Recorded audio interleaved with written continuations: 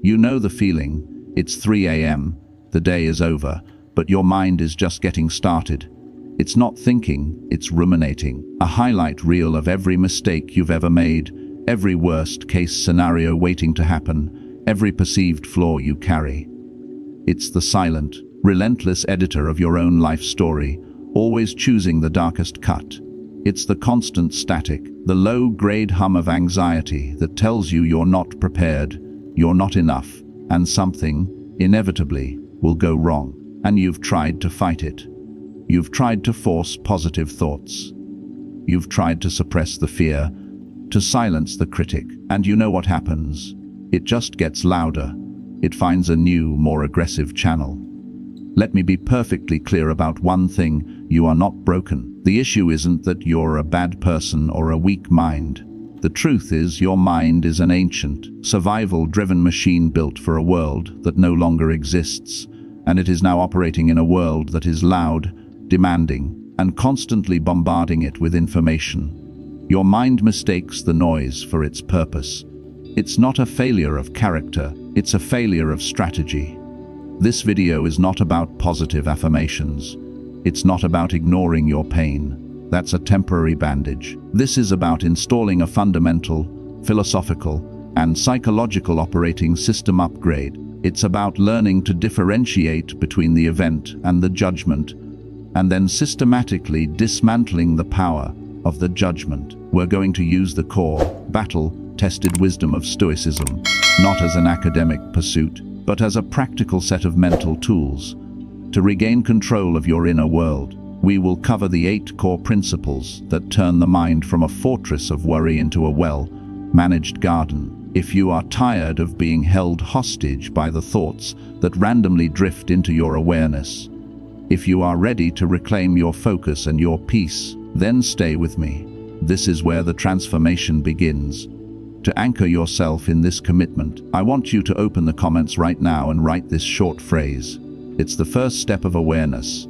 I am TSHOBSRVR, the single most powerful filter you can apply to every thought that enters your head is this. Is this thought about something within my power or outside my power? This is the foundational pillar of Stoicism taught by Epictetus. Your mind is a limited energy system. When you spend 90% of your energy worrying about things you cannot change, the past, other people's opinions, the weather, the economy, you have 10% left for the things you can control: your effort, your attitude, your focus, and your response. Negative thoughts thrive in the area of the uncontrollable because it feels overwhelming and hopeless. Control is the antidote to anxiety. Think of a fisherman in a storm. He cannot control the wind or the waves. That's external. If he fixates on that, he panics. What he can control is the condition of his sails, the angle of his rudder, and his grip on the tiller. His peace and his survival comes from mastering the things within his immediate reach. The 8B test. When a negative thought appears, I'm going to fail the presentation doubt. Label it A's actionable or B's beyond control. If it's B's, the client will hate my idea no matter what. You notice it and you let it pass. If it's A, you define the next immediate, controllable step. I will spend the next hour rehearsing the opening. I control my effort, not the outcome. We do not run from the worst-case scenario, we calmly invite it in for tea. Premeditatio Malorum, or the premeditation of evils, is Seneca's most unsettling yet liberating practice. Most people suffer twice, once in imagination and once in reality. The Stoic intentionally and rationally visualizes the negative outcome: losing the job, failing the project, being publicly embarrassed. The purpose is not to depress you, but to desensitize you. By imagining it, we realize 2 things. A, it's rarely as catastrophic as the fear suggests, and B, we can identify a recovery path. It is like a fire drill. We don't practice the fire drill to cause a fire. We practice it so that when the alarm sounds, the panic response is replaced by a known sequence of steps. The negative thought is the alarm. When you've already calmly walked through the drill, the alarm doesn't paralyze you. The "and then what?" drill. When a negative thought surfaces, I'll lose all my money. You ask, and then what? I'll lose my money. And then what? I'll have to move to a smaller apartment. And then what? I'll have to get a simpler job. And then what? I will still be me. I will still have my skills and my family. The exercise kills the monster of the unknown. As Seneca wrote, why suffer more often in imagination than in reality? A thought is just a thought. It only has power when you give it an emotional costume. Marcus Aurelius stressed the importance of viewing objects and events nakedly, objectively.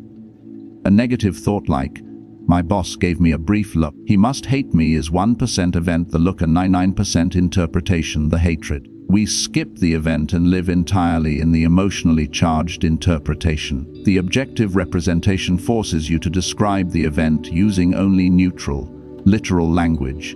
Imagine a negative thought is a hot pepper. We usually consume it whole and feel the burn. Objective representation is breaking it down to its component parts: a green fruit, 1 inch long, containing capsaicin, which interacts with receptors on the tongue. The neutral description removes the emotional heat while retaining the data. The 4-word naming: when a negative thought is raging, stop and describe the raw event in 4 words or less. E.g., the email I sent was bad and everyone knows it, becomes words appeared on screen, or hey, raised an eyebrow. This de-escalates the narrative. It is what it is, not what I imagine it to be. Your first thought is never your best thought.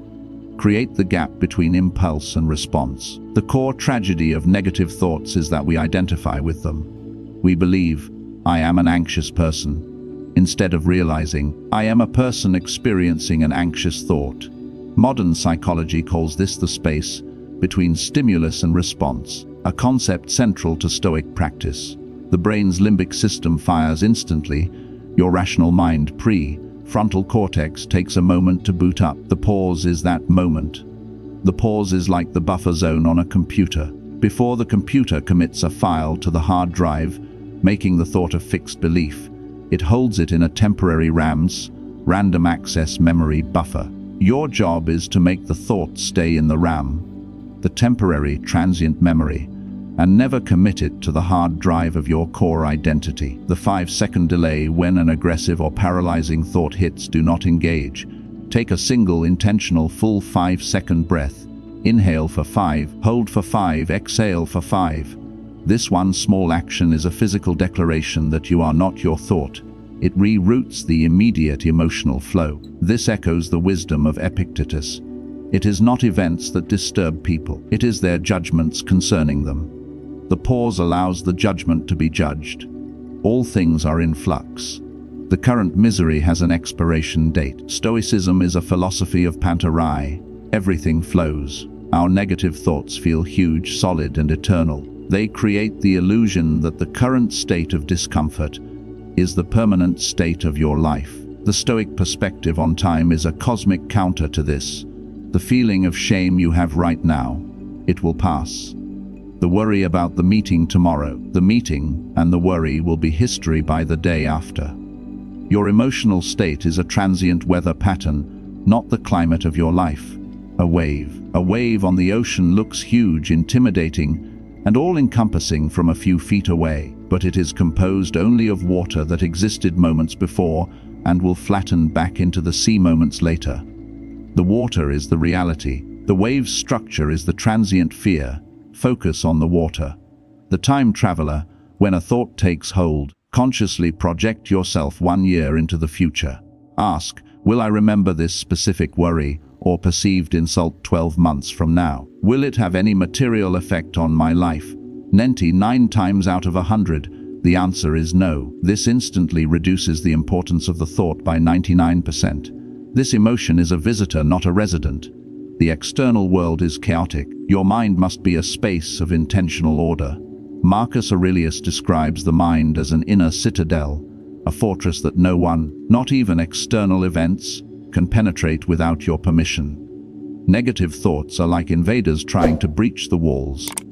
You are the guard. You decide what is allowed entry and what is to be turned away. The psychological truth here is that your attention is your highest value currency. Where your attention goes, your energy flows. To manage negative thoughts, you must ruthlessly protect your attention. Your phone's notification settings. Every app asks for permission to interrupt you. Most people leave all notifications on and wonder why they are constantly distracted and stressed. The Citadel practice is simply turning the notification off for any thought that does not serve your purpose, and certainly not granting it permission to ring the alarm bell every hour. The daily audit at the end of the day. Do a 5-minute mental review. Ask, what negative thoughts or external opinions did I permit to occupy my mind today? What was the cost of that permission? This exercise builds the muscle of mental selectivity. As Marcus Aurelius instructed, withdraw into yourself. The rational principle has the nature of withdrawing into itself and doing its own work. Stop fighting the reality you cannot change. Accept it and find the good in it. Amor Fati, love of one's fate, is Nietzsche's term for a truly stoic attitude. It's not resignation, it's active affirmation. Negative thoughts are often forms of resistance. This shouldn't be happening. I shouldn't have failed. Amor Fati is the courage to say, this did happen, and because it happened, I will now use it. The negative event is the material, your response is the art. The potter doesn't complain about the clay, he uses the clay he is given. If the clay is rough, he makes a rougher vessel. If it's soft, he makes a delicate one. The nature of the material is not a failure, it's a design constraint. Your life circumstances, including the negative ones, are the material you have been given. The reframing statement when a negative reality hits. I was fired. Instead of spiraling, complete the sentence. Because this happened, I now have the opportunity to, e.g., I now have the opportunity to realize that job was not aligned with my values and build something entirely new. This turns resistance into proactive design. I will use this. The ultimate practice constant, unyielding attention to your inner state. Prosochē is the continuous and vigilant attention to one's moral and psychological condition. It is the practice that makes all the other principles work. Negative thoughts only take root when your attention is drifting, usually into an imagined future or a regretted past. When you are fully anchored in the present moment, observing, not judging, the thoughts have nowhere to land. Your mind is too busy executing reality. Imagine a juggler. If he is thinking about the bill he has to pay tomorrow, or the compliment he didn't receive yesterday, the balls drop. The negative thoughts win. If he is fully present, eyes on the balls, hands ready, the negative thoughts can't even get past the front door of his awareness. The job demands 100% of the processing power. The task focus. For the next hour, pick one single task and decide you will do it with total attention. When a negative thought interrupts, treat it like a mosquito. Observe it, label it a distraction, and return your focus to the task. Not fighting it, just not giving it your food. Let us prepare our minds as if we had reached the very end of life. Let us postpone nothing. Let us balance life's books each day. Seneca. The shift from being dominated by negative thoughts to observing them is the difference between being a boat lost at sea and a lighthouse on the shore. The storm is still there, the waves are still there, but now you are solid, you are fixed, you have the tools. But tools only matter when they are used. Understand this: consistency is the victory. You will not win the war against negative thoughts in a single, intense battle. You will win it in the daily, small, almost boring moments of Prosochē, vigilance. The most common mistake people make is seeking the feeling of relief before they apply the effort. You must invert the equation. The pain is not the signal to stop, the pain is the signal to practice. Think of it like building physical muscle. Your first 10 reps are easy. The negative thoughts start to resist on rep 11, 12, 13. That's the burn. That's the feeling of discomfort you must lean into. That feeling of, this is hard, I can't do this, is precisely the thought you are training yourself to observe and dismiss. You don't need a single perfect day. You need 100 days of 1% effort. You don't need to eliminate all negative thoughts. You need to reduce their staying power by 1 second each day. That second multiplied by every thought, multiplied by a lifetime, is freedom. Every time you pause, every time you objectively represent, Every time you reframe a problem as an opportunity, you are forging the chains that will bind your inner critic. You are not just surviving your life, you are curating your mind. Right now, in this moment, there is a choice. The choice is not whether or not you will have another negative thought. You will. That's simply the firing of your ancient brain. The choice is whether you will allow that thought to be a directive or merely a data point. Are you the slave to the noise or the commander of your attention? The Stoics knew that true happiness is not the absence of struggle, but the mastery of your response to it. Start today. Pick any of the 8 principles, the dichotomy of control, the pause, the objective representation, and make it your non-negotiable mental practice for the next 72 hours. Not 2, not 3, just 1. If this video landed for you, if you feel that quiet but firm resolve starting to stir in your chest, then I need your help to spread this philosophy of practical, grounded resilience. Like this video to tell the algorithm this message is worth amplifying. Share this video with one person you know who is tired of the inner noise. Subscribe to the channel and hit the notification bell. We release new tools for building a fortified mind every week. But most importantly, I want you to make one final declaration to seal this transformation. It's the final word you give to the world about who you are and what you stand for. I am Thank you for watching. Go build your citadel.